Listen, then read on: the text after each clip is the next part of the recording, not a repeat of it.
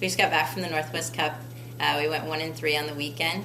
We played fairly well. Some people really stepped up, earned some spots. We got some kinks out. Unfortunately, we had a couple of really bad innings that we couldn't really stop the bleeding, but I think we learned a lot from that walking away. I think we're a stronger team for it. Our pitchers, they battled the elements. The weather was terrible, very cold, spitting rain, that sort of thing. But I think all in all, they did a fairly good job. Hitters, as a team, we hit 368. Can't really ask for much better than that. The one thing is, we had 9 hits in the Concordia game, and we only scored 1 run. So hopefully we can figure out a lineup that produces a little bit more than that.